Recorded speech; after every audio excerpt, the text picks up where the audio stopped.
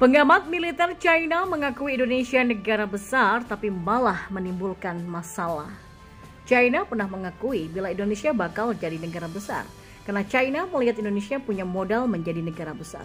Semua modal dimiliki oleh Indonesia, mulai dari SDA dan SDM yang mirip China, sehingga bila mampu memanfaatkannya, maka NKRI bisa menjadi negara besar. Prediksi Indonesia menjadi negara besar diungkapkan oleh seorang pengamat militer China yang bernama Luo Yongkun. Luo yakin Indonesia sangat berambisi untuk menjadi negara besar.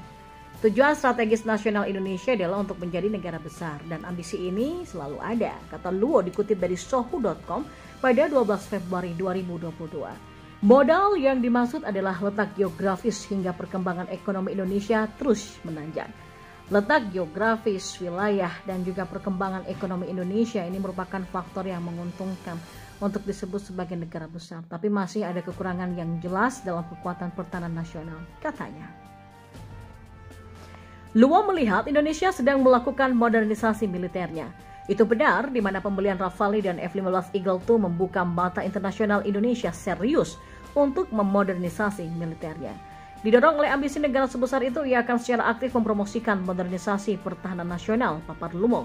Selain jet tempur, Indonesia juga memperkuat sektor pertahanan maritimnya, yakni pembelian fregat Arrowhead dari Frame yang membuat Indonesia bakal mendapatkan kapal perang yang canggih.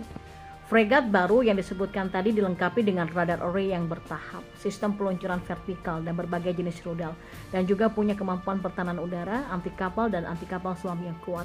Fregat baru ini umumnya punya bobot perpindahan penuh lebih dari 6.000 ton, jauh melebihi fregat yang beroperasi aktif Angkatan Laut Indonesia dan punya kemampuan tempur laut yang kuat, jelas Sohu.com. Sementara CEO Vicentieri Giuseppe Bono memandang penting kontrak Frame Indonesia. Akuisisi pesanan sebesar ini memungkinkan Vicentieri untuk juga mengambil alih kepemimpinan global di sektor kapal perang permukaan, kata Bono dikutip dari Vicentieri.com. Bagi Italia, kontrak Frame Indonesia menyelamatkan perekonomian negara. Program ini punya kepentingan strategis yang luar biasa, baik untuk pengembalian ekonomi bagi negara kita dan untuk rantai pasukan pertahanan laut Italia, beber Bono. Juga untuk Babcock Inggris, mereka antusias mendapatkan kontrak 2 unit fregat Arrowhead dari Indonesia. Bahkan Babcock akan memberi lisensi bagi Indonesia membuat fregat Arrowhead.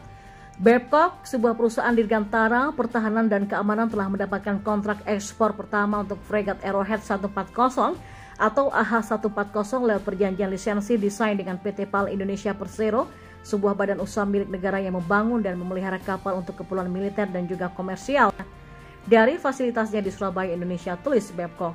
CEO Babcock David Lockwood juga mengatakan bila keunggulan Arrowhead inilah desain yang modular bisa diubah sesuai dengan kebutuhan user. Hari ini adalah momen yang sangat menarik bagi Babcock dan program ekspor fregat kami, karena kami menandatangani lisensi desain dengan PAL untuk 2 fregat baru untuk Angkatan Laut Indonesia. Keunggulan produk ekspor kami adalah desainnya yang mudah dipindahkan, yang dapat disesuaikan dengan kebutuhan pelanggan sebagai bagian dari portofolio fregat Arrowhead kami yang kuat. Terlebih lagi, lisensi desain dan program pembangunan selanjutnya akan menjadi katalis yang signifikan bagi kemakmuran di Indonesia, jelas David pada September 2021 lalu. Langkah perkuatan maritim Indonesia tak berhenti di sana. Indonesia berminat mendatangkan fregat Mogami Class dari Jepang. Mogami sendiri baru saja dipakai oleh GMSDF sehingga Indonesia benar-benar mengincar semua kapal perang GRES. Situs Asia Pacific Defense Journal melaporkan pada 30 Maret tahun lalu pun Menhan Prabowo Subianto menaikkan perjanjian transfer teknologi serta penjualan alutsista dari Jepang ke Indonesia. Dan rencananya Indonesia akan membeli 8 unit fregat Mogami. Skemanya 4 dibangun di Jepang dan sisanya di Indonesia. Namun itu baru rencana kasar, di mana hingga saat ini masih belum ada kelanjutan dari proses pembelian tersebut. Proses modernisasi alutsista dan militer Indonesia ini memantik pengamat militer China bernama Chow Weidong angkat bicara. Menurutnya Indonesia harus cermat membeli alutsista dari negara lain agar tidak ada pihak yang bisa menekannya. Menurut saya, Rafale Perancis mungkin lebih diunggulkan oleh Indonesia, tapi jika semua jet tempur Rafale Perancis dibeli, maka Amerika Serikat akan menekan Indonesia, kata Chow. Dan menyoal potensi Indonesia bisa menjadi negara besar, Chow juga mengamini hal ini. Posisi geografis yang menguntungkan hingga situasi politik serta keamanan Indonesia stabil jadi modal yang berharga. Indonesia itu dikenal sebagai negara kepulauan seribu dan letaknya yang strategis sangat penting.